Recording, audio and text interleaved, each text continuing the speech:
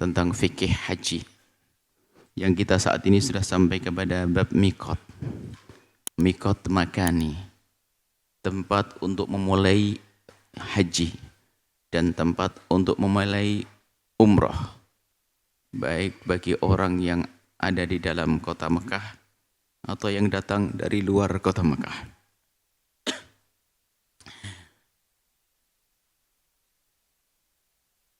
Ada khusus bagi orang yang datang dari luar kota Mekah, khususnya dari Indonesia, maka mikot hajinya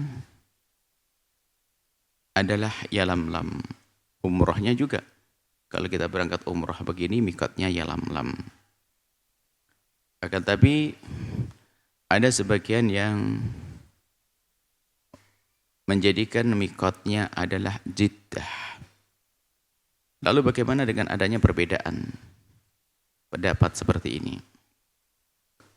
Karena Jeddah adalah setelah Yalamlam dari sini. Kita ke Yalamlam, biasanya di Yalamlam diberi informasi, diberi pengumuman oleh pramugari bahwasanya beberapa menit lagi kita akan melewati gunung atau Jabal Yalamlam. Maka bagi orang yang memang niat umroh atau niat haji saat itu bergegas, memulai niat, mempersiapkan diri, kemudian pas di atas gunung Yalamlam niat. Sebelumnya boleh. Kalau kelewat, ini jadi masalah. Kemudian ada yang tidak mau niat di situ, tapi setelah turun nanti di Jeddah. Bagaimana dengan mikot di Jeddah ini? Baik, tentu dalam ini ada perbedaan ulama. Kalau di Yalamlam disepakati sah oleh semua ulama. Enggak ada yang berbeda pendapat tentang Yalamlam jadi awal tempat memulai ibadah haji dan umroh atau mikot makani. Disepakati. Adapun Jeddah atau Jeddah itu menjadi mikot haji atau umroh dalam perdebatan di antara para ulama. Maka kitab ini kita hadirkan agar orang menjadi bijak, tetaplah berusaha untuk mikot di Yalamlam. Cuman kalau melihat orang ngambil mikot di Jeddah, ini ada bekal ilmunya. Catatan. Bagi warga Indonesia, selagi ke Mekah dulu, bukan ke Madinah dulu. Kalau Madinah biar Ali nanti beda. Kalau Madinah keluar dari Madinah nanti ada tapal batas mikot. Mikot nanti ada. Bagi yang datang langsung ke Mekah lewat Jeddah, mikotnya adalah Yalamlam. Pelaksana haji atau umroh dari Indonesia harus niat ihram sebelum melewati Yalamlam ketika sedang berada di dalam pesawat. Jadi sudah mempersiapkan diri. Ada pendapat, ini sengaja kita hadirkan supaya orang tidak sombong, sok lalu mudah menyalahkan. Mengambil sesuatu yang paling bagus, oke. Tapi kalau membuat orang gelisah, jadi tidak benar. Ada pendapat yang memperkenankan bagi warga Indonesia untuk mengambil mikot di Jeddah. Akan tapi kami imbauan, khususnya ya, untuk bisa mengambil mikot umroh atau haji dari Yalamlam. Ingat, di atas pesawat. Cara ini lebih diutamakan daripada harus mengambil mikot di Jeddah. Karena mikot Jeddah di Jeddah adalah satu permasalahan yang hukumnya diperselisihkan oleh para ulama. Sehingga diimbau kepada jamaah Indonesia untuk mengambil mikot dari Yalamlam dengan cara yang telah disebutkan di atas. Sudah, jadi upayakan untuk di Yalamlam. Tidak ada yang memperdebatkan Anda. Kalau Anda mengambil di Yalamlam. Dan enggak susah.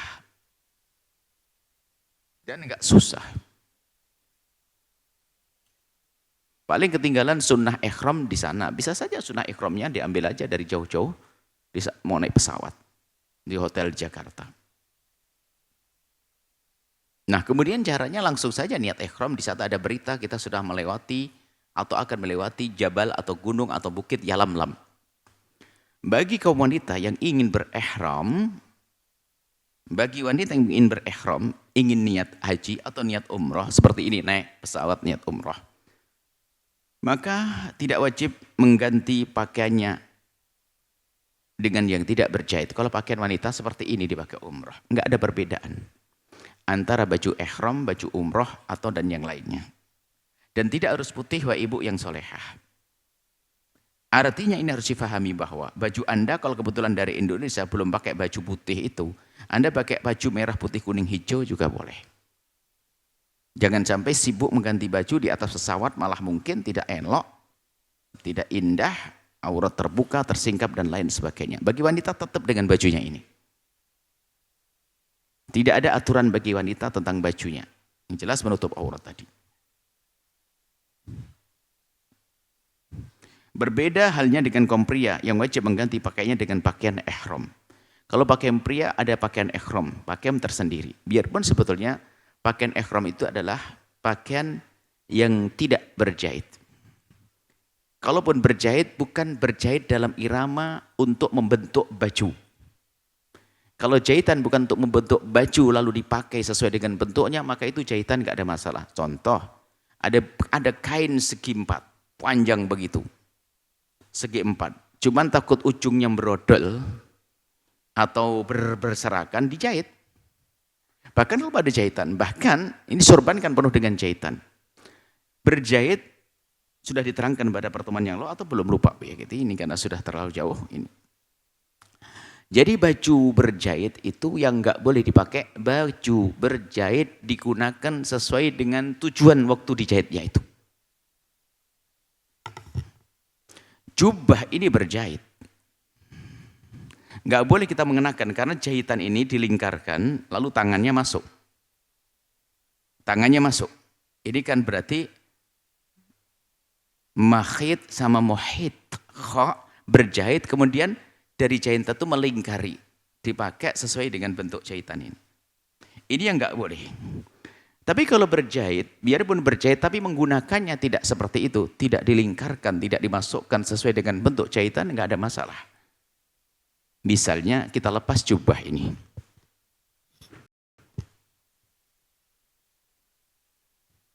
Ini jubah. Kalau begini dipakai nggak boleh. Tapi kalau kita menggunakan jubah hanya begini, dipakai sarung, ya nggak apa-apa. Karena biarpun berjahit, tapi menggunakannya tidak melingkari badan sesuai dengan jahitannya. Paham ya? Anda pakai baju yang berjahit, tapi menggunakannya nggak sewajarnya, itu sah.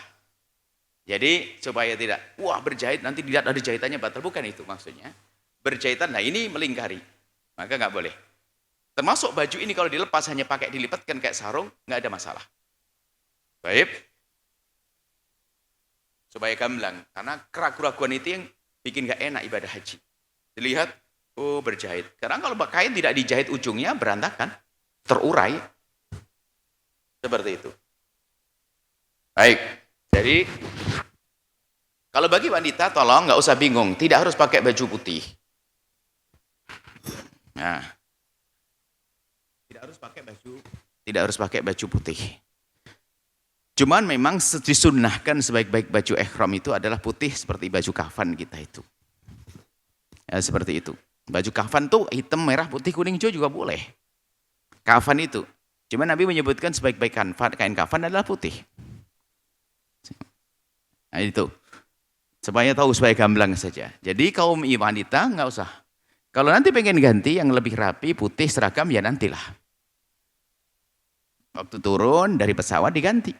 Nggak ada masalah. Mengganti baju boleh.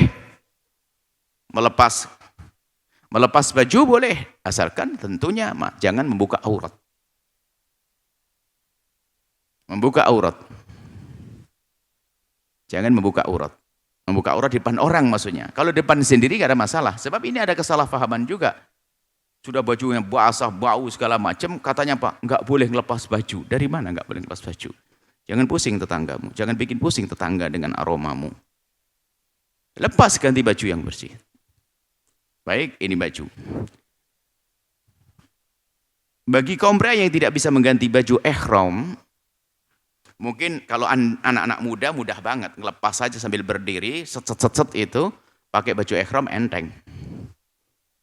Atau memakai baju ihram dari Indonesia juga sah, tapi belum niat.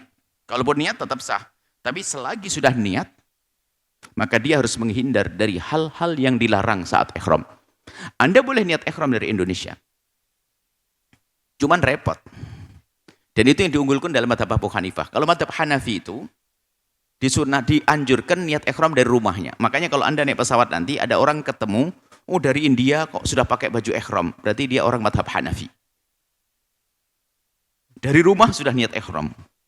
Alasannya semakin banyak, semakin capek, semakin gede pahalanya. Wah ini. Jadi ada masalah. Anda pun niat dari Indonesia juga boleh, dari Jakarta sana. Semoga bisa naik haji, amin. Akan tapi tidak dianjurkan dalam mazhab Syafi'i niat dari jauh-jauh. Niatnya mendekati miqat Yalamlam atau di atas bukit Yalamlam langsung niat.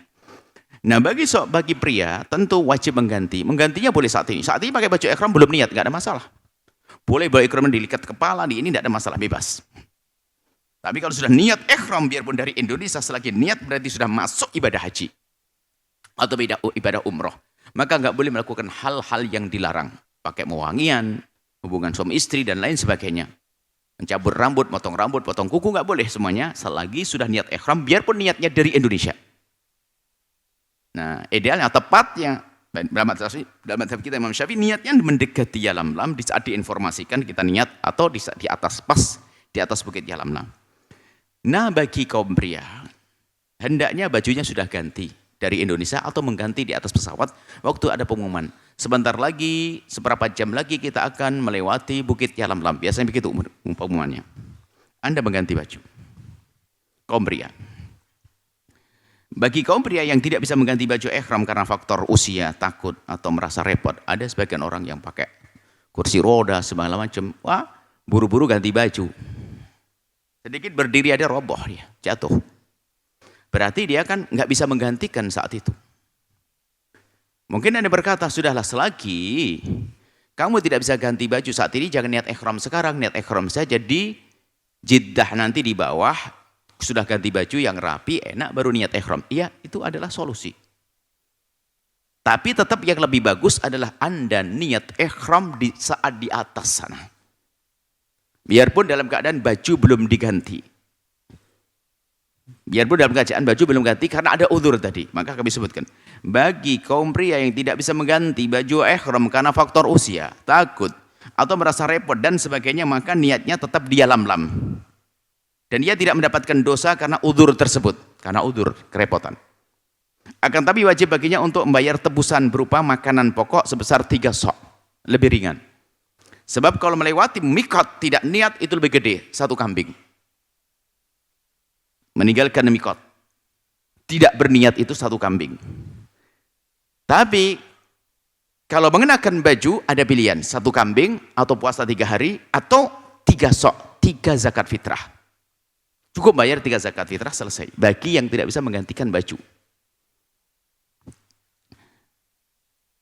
Dan ini bisa diganti dengan uang senilai harga makanan pokok 3 sok. Dan ketika turun di Jeddah segera mengganti pakaiannya dengan pakaian ihram. Kalau sudah selenggang diganti dengan pakaian ihram bapak-bapak. Ini lebih ringan daripada kita mengambil mikot di Jeddah langsung, karena mikot di Jeddah diperselisihkan oleh para ulama. Tapi mikot di Yalamlam disepakati. Hanya caranya saja tadi karena dia punya udzur pakaiannya susah diganti, maka dia tetap niat hanya dia harus membayar tebusan sebanyak 3 sok. Sebetulnya suruh milih, kalau kebanyakan duit 1 kambing sedang ibadah puasa aja 3 hari. Kalau nggak bisa itu semuanya cukup dengan 3 sok alias 3 zakat fitrah. Baik. Kemudian cara ihram haji dan umroh. Bagi siapapun yang melaksanakan ibadah haji dan umroh hendaknya 1. Disunahkan mandi terlebih dahulu. Jika masih sempat mandi. Berarti ini adalah gambarannya yang Anda dari Madinah ingin ke Mekah melalui Abyar Ali kemarin disebutkan. Ada 1 mikot di sana. Cuman kalau di atas pesawat nggak mungkin kita mandi. Kaidahnya mandi boleh Anda waktu di Indonesia boleh. Anda di Jakarta di hotel, wah hotelnya mumpung lah. Mau ada air hangatnya juga, bismillah deh, niat mandi ihram. Dan ingat, biarpun dalam keadaan perempuan haid boleh niat ihram. Ini yang sering dipertanyakan berulang-ulang, supaya nggak bertanya lagi agak sedikit angkat suara kita. Anda haid lewat mikot, niat ihram, yang nggak boleh itu Anda tawaf nanti, wahai wanita yang lagi haid. Nah ini sekarang biar nggak lupa. Kalau Anda lupa keterlaluan sekali Anda itu. Jadi wanita haid boleh niat ihram di saat berada di mikot. Wah, kalau sebegini kan enak, nggak hafal, nggak lupa nanti. Sebab berulang-ulang kejadian lagi. Cuma wanita tidak bisa tawaf kecuali nanti setelah suci, jelas. Oleh karena itu, kita boleh mandi sunnah ihram dari Jakarta atau dari manapun tempat yang dekat ke tempat mikot. Semakin dekat ke mikot, semakin bagus. Kaidahnya itu. Tapi sunnah sudah dapat. Biarpun Anda mandi di Indonesia. Disunahkan menggunakan minyak wangi di badan, bukan di pakaian. Ingat, minyak wangi di badan sebelum niat. Tapi kalau sudah ihram, nggak boleh pakai minyak wangi. Hati-hati. Minyak wangi di badan ya. Nabi waktu mau ihram kelihatan ada minyak mengkilat di belahan rambut baginda Nabi SAW. Ingat, minyak wanginya sebelum niat di badan, bukan di baju. Kalau ada minyak wangi di baju nggak boleh, karena baju bukan diri kita. Seolah-olah kita pakai minyak wangi waktu ihram. Kalau pakai minyak wangi di baju nggak boleh. Di badan. Makanya kalau bajunya nanti, ibu-ibu, kalau bapak-bapak aman, bajunya pakai baju ihram kayaknya nggak banyak gangguan. Ibu-ibu mengganti baju, tak tanya baju yang pakai pewangi, nggak boleh ibu yang solehah. Bajunya pakai pewangi, lupa dari Indonesia dikasih pewangi semuanya. Sebab selama ini nggak pernah pakai pewangi, mumpung haji pakai pewangi, kebalik malahan. Ini kan ruwet. Nah, maka saat itu ibu jangan pakai seperti itu, tidak boleh. Jangan pakai pewangi, dicuci dulu biar tidak ada wanginya. Baik, adapun baju yang terkena minyak wangi tidak boleh dikenakan saat ihram. Yang terkena minyak wangi nggak boleh. Begitu juga semua pakaian yang diberi wewangian nggak boleh. Kemudian wajib bagi kaum pria melepas seluruh pakaian berjahit yang dikenakannya, kemudian diganti dengan sarung dan sorban. Sarungnya pun maksudnya sarung itu untuk bukan sarung beneran ini. Ini perlu penjelasan. Sarung, jadi istilah ihram itu ada dua bajunya. Yang satu sarung, izar itu istilahnya pakaian yang digunakan menutup antara pusat dengan lutut itu namanya izar. Biarpun itu dipakai perempuan namanya izar. Hanya bentuknya bukan melingkar. Kalau sarung melingkar dipakai, nggak boleh. Boleh sarung begitu, sarung itu boleh dipakai, tapi caranya bukan wajar. Bukan Anda nyemplung, bukan Anda masuk ke lubang sarungnya, boleh. Tapi sarungnya secara utuh dilipat dipakai begitu. Seperti cara Melayu begitu kan. Dilipat begitu sarungan, gitu sah. Tapi kalau Anda masuk lubangnya sarung begitu, nggak boleh. Tapi kalau sarung dilipat melebar begitu, dipakai, jadi sarungnya kayak kemban begitu, pakai itu sah, nggak apa-apa.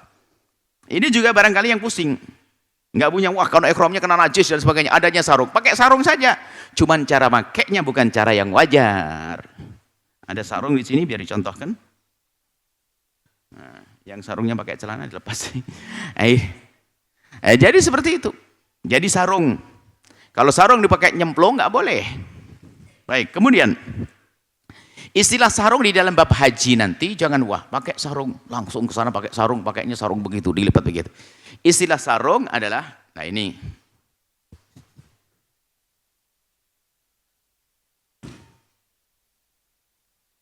Kalau pakai begini nggak boleh.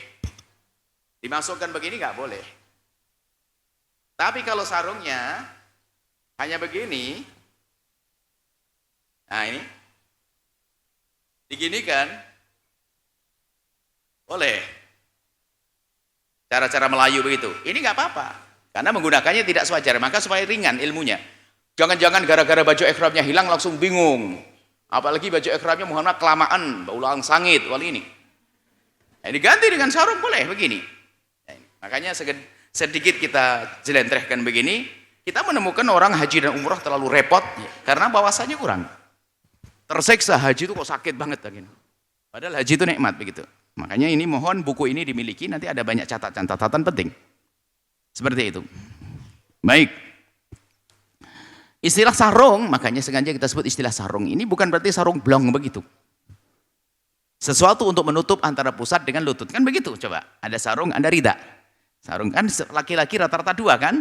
Satu ditaruh di pundaknya, satu ditaruh di perutnya. Kan begitu. Yang perutnya itu namanya sarung. Baik. Diganti sarung dan sorban. Adapun ketentuan kain ihram sebagai berikut. Sarung yaitu kain yang dikenakan untuk menutupi antara pusat dengan lutut. Itu. Sorban yaitu kain yang dikenakan untuk menutupi sebagian pundak. Ternyata nanti masalah ittiba sebenarnya ada nanti cara-caranya di saat tertentu, waktu dia masih tawaf, kemudian sa'i ada. Disunahkan mengenakan kain ihram berwarna sunnah warna putih. Anda pakai warna yang lain juga sah. Sunnahnya warna putih.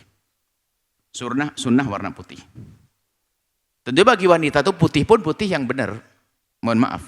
Bukan putih khususnya wanita, putih yang transparan, putih yang enggak malah warna auratnya terlihat enggak benar. Mementingkan putih. Ada sebagian ternyata sudah pesen, tak tahu pesenannya jelek. Kain putihnya terlalu tipis sehingga kalau ibu pakai terlihat kulitnya. Jangan dipakai itu, pakai warna hijau aja. Karena menjaga aurat Anda lebih penting. Ini gara-gara ikut grupnya salah. Kan bisa jadi terlanjur pesen jadi, nggak mungkin bikin lagi. Terlanjur jadi, kainnya satu. Nggak usah pakai hitam, putih, merah, putih, kuning, hijau boleh. Mementingkan menutup aurat karena kain putih itu lebih mudah transparan, lebih mudah mengintip kulit. Kan begitu. Kalau putihnya benar, oke. Tapi kalau kain putihnya nggak benar, jangan dipakai, wah ibu. Ini tolong ini wawasan. Ya. Semoga umroh semuanya. Dan pakai pinter insya Allah umrohnya. Pakai ilmu insya Allah. Bukan misalnya. Nah ini. Baik. Wajib bagi wanita membuka wajah serta telapak tangannya. Wajah dibuka, telapak tangan dibuka. Biar. Adapun pakaian bisa menggunakan pakaian yang biasa dipakai. Pakaian boleh, pakaian dipakai, terserah, bebas. Cuman sunnah putih. Putih pun ada beberapa aturannya. Kalau bapak-bapak jelas putihnya putih tebal karena semacam kain anduk yang dipakai. Biasanya rata-rata kayak kain anduk itu. Biarpun bukan kayak kain anduk sama kasusnya. Jika ternyata tipis sekali meneropong aurat ya jangan. Adapun bagi wanita nggak ada bajunya pakai dari kain anduk itu nggak ada. Nah, baik ini saja insya Allah masalah pakaian dan mikot.